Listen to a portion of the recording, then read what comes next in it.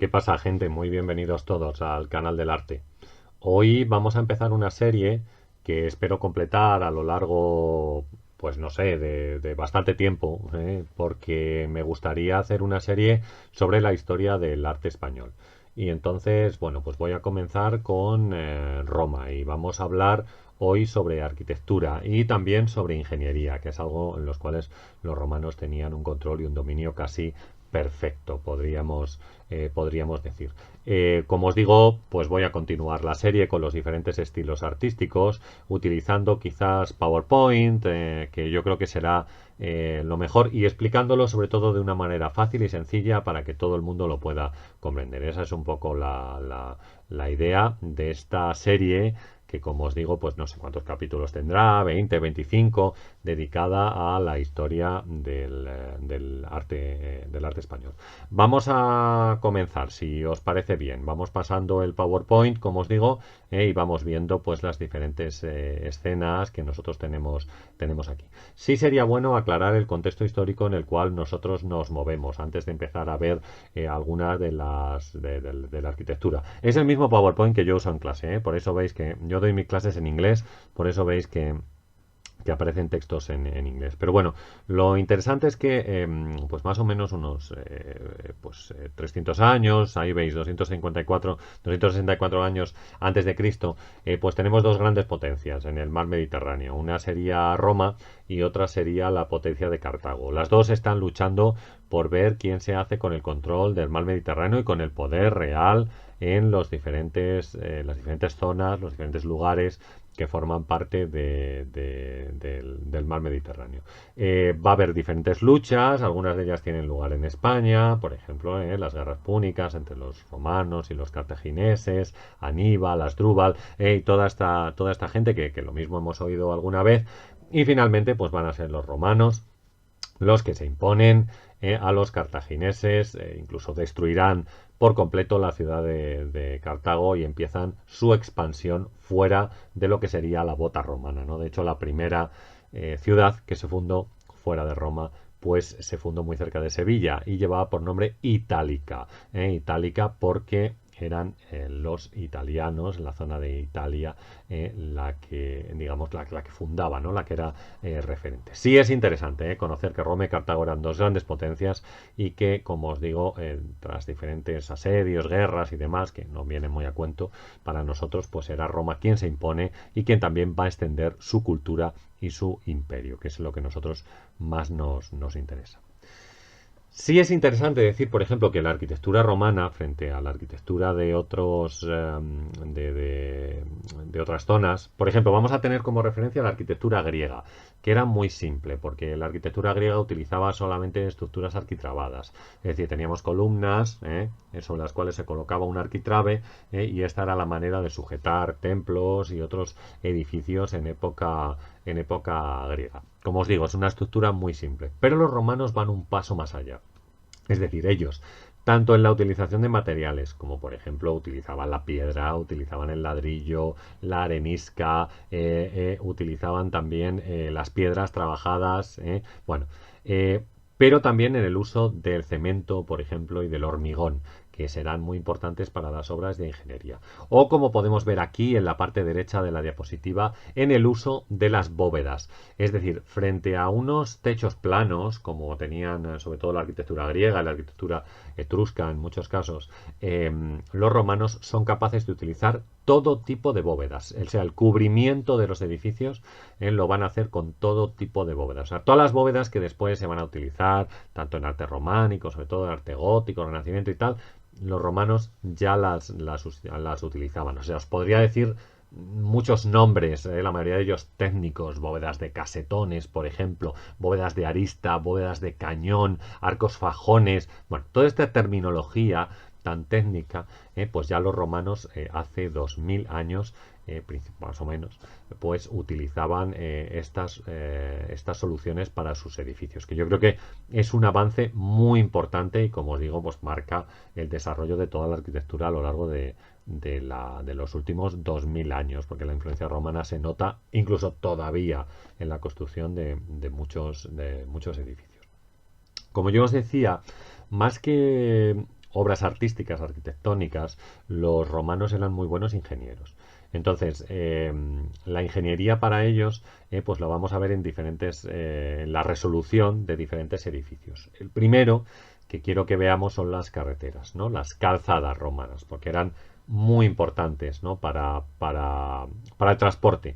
El transporte del ejército, es decir, Roma basa su poderío, su poder cultural, arquitectónico, filosófico, en el poder militar. Es decir, la expansión militar es lo que provoca que después, pues digamos, otras artes se puedan desarrollar. La manera de mover rápidamente el ejército era construir carreteras que se unieran entre las diferentes zonas que ellos controlaban. Estas carreteras, como veis, tenían cuatro diferentes, digamos, niveles, ¿vale? Un grupo de piedras, lo veis más grande en la parte inferior, tenían después bueno, pues unas piedras más pequeñitas, digamos, después gravilla y después unas losas, ¿vale? Unas losas grandes que eran sobre las que iban apoyadas, pues tanto los carros, los animales como el ejército, cuando había que mover las tropas rápidamente de un lugar a otro, porque esa es la función principal de las carreteras. También mercancías, ¿no? En España, por ejemplo, se transportaba mucha minerales, sobre todo en Andalucía, que había un montón de ellos y los transportaban a lo largo de todo el país o los llevaban a Roma. Quiero que os fijéis también en esto porque es curioso, es decir, el tamaño de la calzada es de 6 metros, ¿vale? La parte central se reserva para el transporte, hemos dicho ejército, mercancías o lo que sea, y luego tiene como una acera, ¿vale? Que sería para que las personas pues también se puedan mover por ella. Esta sería un poco la estructura de la calzada. De la calzada romana, muy importante, conservamos muchas en España todavía, y ya os digo, una forma muy interesante, es decir, ellos se dan cuenta que la comunicación es esencial para el desarrollo de su país, de su cultura y demás. Bueno, la fundación de una ciudad tiene que ver, como veis aquí, con... bueno, en realidad la fundación de una ciudad es una ceremonia religiosa. Una ceremonia religiosa que realiza un sacerdote y que con una vara pues traza dos líneas, la veis aquí, que nosotros llamaríamos el cardo máximo y el decumano máximo, que son los calles principales de esta ciudad, ¿no? Digamos que un poco donde se encuentran estas calles sería donde se realiza esa ceremonia y también estas calles principales pues estarán llenas de tiendas, normalmente el centro será el lugar donde se encuentra el foro, en el foro pues podemos encontrar no solo la plaza, sino también en zonas cercanas, aquí lo veis, el templo, el teatro, acueducto, anfiteatro, circo, o sea, más o menos en una zona céntrica, en una estructura, como veis, como una estructura de manzanas, ¿no? De manzanas donde se situarían tanto las casas como los diferentes edificios. Esta es la estructura que van a repetir casi todas las ciudades y que todavía se puede ver en algunas ciudades, como os digo, por ejemplo, en la ciudad itálica, en Sevilla, es muy fácil de apreciar donde se juntan cardo y decumano, porque se aprecia perfectamente, ¿no? Ciudades además que tenían una estructura de canalización de agua y sobre todo de aguas residuales, bueno, que iban a dar al río, también se evitaban las enfermedades de esta manera. Curioso, ¿no? Como los romanos tenían algo tan avanzado y después durante la Baja Edad Media, por ejemplo, pues vamos a ver cómo se pierde todo esto y entonces se pierde todo este tema de canalización, de ingeniería y todo este tipo de cosas. Resulta curioso, cómo ellos están más avanzados que lo que van a estar casi 1000 años después. Es una cosa interesante. Bueno, tenemos un par de ejemplos de templos romanos. Aquí tenéis un templo que está situado en la ciudad española de Vic, y entonces yo creo que lo que podemos es ver un poco la estructura del templo. Veis que el templo se alza sobre un podium, ¿vale? Es un podium en el cual subimos unas escaleras y entonces llegamos a la parte superior. Esta parte superior, que se inspira bastante tanto en templos griegos como en templos etruscos, pues veis que tiene una serie de columnas en esta parte, en esta zona, sujetadas por un arquitrabe. Y encima del arquitrabe pues tenemos un frontón, en este caso un frontón triangular. Sería una especie de pórtico, ¿no? También con la idea de proteger a la gente que pueda esperar en el exterior del edificio. Bien, y luego tendríamos pues una cámara, digamos, una cela, se llama así, que si cruzamos la puerta, pues entraríamos y tendríamos acceso a la estatua o al lugar donde se situaba la estatua del dios al que estaba dedicado este templo, ¿no? Que bueno, pues puede ser Júpiter, Juno, Minerva, que son los más, digamos, los más conocidos, los más importantes, interesantes, los tres, la tríada capitolina, es el nombre que tienen estos tres dioses. Quiero que veamos otro templo también. Aquí tenéis el templo romano en Alcántara, en la provincia de Cáceres, muy pequeñito también, pero que repite un poco la estructura que nosotros acabamos de ver. Se alza sobre un podium, tenemos una escalera, tenemos una serie de columnas, en este caso una estructura arquitrabada para sujetar también el frontón de la parte superior, y a través de una puerta cruzamos esa puerta y llegamos a ver la escultura del dios al cual está dedicado el templo. Fijaros en las piedras también, como están bastante bien trabajadas aquí en el templo de Alcántara, como os digo, en la ciudad de Cáceres, o cerca de, perdón, en la provincia de Cáceres. Bueno, el anfiteatro, que sería otro de los elementos de ingeniería romana, ¿no? Para celebrar espectáculos, ya sabemos, con capacidad, por ejemplo, el anfiteatro de Itálica para 25.000 personas, con sus gradas un poco deterioradas, indudablemente por el paso del tiempo, y una estructura, como veis, ovalada, sobre la cual se realizaban todo tipo de espectáculos, ¿no? De luchas, sobre todo, hombre contra animal. Hay quien dice, yo tengo muchas dudas de esto, de que podía haber peleas de barcos y se llenaba de agua. Yo esto no me lo creo, pero bueno, en el caso es que lo he leído en algún sitio. Y veis esta parte inferior que estaría cubierta con una estructura de madera, y pues allí estarían los gladiadores esperando para salir, también se guardarían los animales, o incluso tendrían como una especie de, digamos, portones que se podían abrir para que salieran tanto los gladiadores como los animales. Pero es muy bonito el anfiteatro de Itálica, que nosotros pues podemos contemplar a unos 7 kilómetros aproximadamente, se encuentra de la ciudad de Sevilla. Conectado con esta idea tenemos también el teatro, el más espectacular que tenemos en España, es el Teatro Romano en Mérida, que está en la provincia de Badajoz, y donde yo creo que en esta diapositiva podemos apreciar perfectamente los tres niveles que tiene, ¿no? Es decir, la zona del escenario, la orquesta se llamará así, y las gradas, ¿no? Gradas porque este teatro está en uso todavía, es decir, durante el verano lo utilizan para el festival de teatro clásico que se viene realizando en la ciudad de Mérida desde hace mucho tiempo, ¿no? Y quiero que veamos la siguiente diapositiva, porque aquí podemos seguir apreciando, ¿no? las gradas, la orquesta. Aquí en esta zona, mirar donde voy a señalar ahora, pues se situarían unos sitios movibles de mármol, ¿sabéis?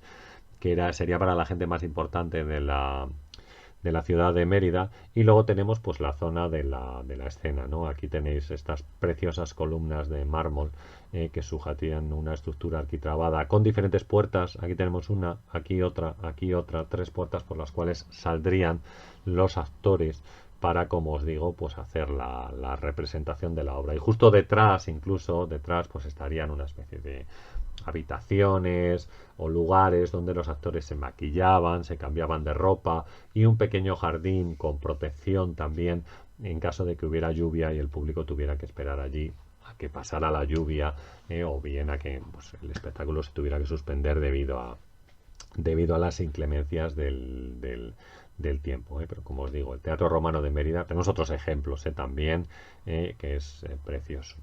Otra de las obras de ingeniería que tenemos pues sería el acueducto, ¿no? En este caso tenemos una imagen espectacular del acueducto de Segovia, pues lo veis, del siglo I antes de Cristo, a su paso por la ciudad, ¿no? Porque el acueducto de Segovia tenía unos 13, 15 kilómetros de largo, cogía el agua casi prácticamente muy cerca de la montaña, y lo que hacía era transportar el agua con un canal que está en la parte superior hasta la zona céntrica de la ciudad, incluso llegaba al palacio, ¿no? al alcázar. Bueno, veis la estructura aquí como tiene que salvar un desnivel bastante alto, pues lo que hacen es que tiene una estructura de arcos de medio punto que se superponen, ¿no? Tenemos arcos de medio punto abajo, arcos de medio punto arriba, y hay una cosa muy curiosa a mí me llama mucho la atención respecto al acueducto de Segovia, y es que no utilizaron cemento para unir las piedras, es decir, colocaban una estructura de madera, iban poniendo las piedras encima y es la presión, ¿sabéis?, de unas piedras sobre otras la que hacía que el acueducto se sujete, ¿no? Bueno, otra obra de ingeniería civil son los puentes, que bueno, pues tenemos también numerosos ejemplos en España. Quizás, como decimos, pues el más espectacular sea este puente, que es el puente de Alcántara, que también se encuentra en la provincia de Cáceres, ¿no? Ahí lo tenemos del siglo segundo. Bueno, pues este puente, por ejemplo, está formado por diferentes arcos de medio punto. Aquí los tenemos, los arcos de medio punto apoyados sobre pues fuertes pilares que son los que ayudan a sustentar la estructura, ¿no? Un puente además que después de 2000 años, como decimos, pues todavía se encuentra en uso. O sea que es, como os digo, es muy interesante, ¿no? Sobre todo por eso, porque estas obras perduran en el tiempo y son un ejemplo, sobre todo para construir, es decir, otros muchos puentes que se han hecho siguen también esta misma estructura y, bueno, la forma que tenían los romanos de construirlo para salvar este tipo de obstáculos y, como decimos, pues principalmente realizar el transporte, bien de personas o de mercancías. Otra de las obras que nosotros tenemos también y que los romanos utilizaban bastante es el Arco de Triunfo. Aquí lo tenéis, ¿eh? Uno de los arcos de triunfo, el Arco de Triunfo de Medinaceli en la provincia de Soria. Función decorativa principalmente, aunque también en este caso servían o digamos que adornaban una ruta de transporte, ¿no? Donde los carruajes, por ejemplo, del ejército pasaba por el arco central y por los lados pues podía pasar la gente, que eran los peatones, ¿no? Vamos a decirlo de esta manera. Conservan en muchos casos decoración. Aquí es difícil de apreciar, pero veis, se llega a apreciar aquí un frontón y una estructura arquitrabada, aunque pues la obra está un poco desgastada por el paso del tiempo, vamos, como es normal después de tanto tiempo. Pero es una de las más bonitas que tenemos en el país, este arco de triunfo de Medinaceli en Soria. Y finalmente, yo quería referirme también al mosaico. Estos son algunos de los mosaicos de la época romana que, como sabemos, servían para decorar bien el suelo de la casa, bien las paredes de la casa, sobre todo de las villas, de las casas de gente rica, ¿no? La gente pobre no se podía permitir tener mosaico en su casa y tenían que pisar directamente sobre la arena o sobre el barro en muchos casos. Entonces, bueno, pues como os digo, es interesante porque los romanos no conservamos pinturas de ellos. Es decir, la única referencia que tenemos sobre su forma de pintar son los mosaicos que han aparecido tanto en muchas casas, como decimos, en muchas villas romanas, tanto en el suelo como decorando la pared. Así podemos hacernos una idea. Es posible que hubiera pinturas en la ciudad de Pompeya, pero con el volcán y la destrucción de la ciudad, pues se destruyeron también las pinturas y no las conservamos. Entonces, bueno, muchos mosaicos, como vemos, tienen estructuras o formas geométricas como estas, pero en otros casos, pues tenemos formas animales, humanas, como podéis ver, y entonces, bueno, pues os digo, es nuestra referencia principalmente para saber cómo pintaban los romanos. Muy bien, gente, pues hasta aquí nuestro vídeo de hoy. Os dejo también una fotografía de algunos de los libros que encontráis el enlace en la parte inferior del vídeo por si os interesa alguno de los libros que he escrito y que podéis encontrar en la tienda de Amazon. Como os digo siempre, suscribiros al canal, por favor, dejadme algún comentario también si queréis y así podemos establecer un pequeño debate sobre el arte romano en España. Veis que falta alguna cosa, os encantaría añadir o comentar algo, bueno, pues por favor hacedlo, ¿no? Dale a la campanita también cuando os suscribáis para que os avisen cuando tengamos un nuevo vídeo. Y nada, como os digo, esperamos continuar con esta serie. Un like se agradece mucho, como siempre. Y nada más, nos vemos en el próximo vídeo.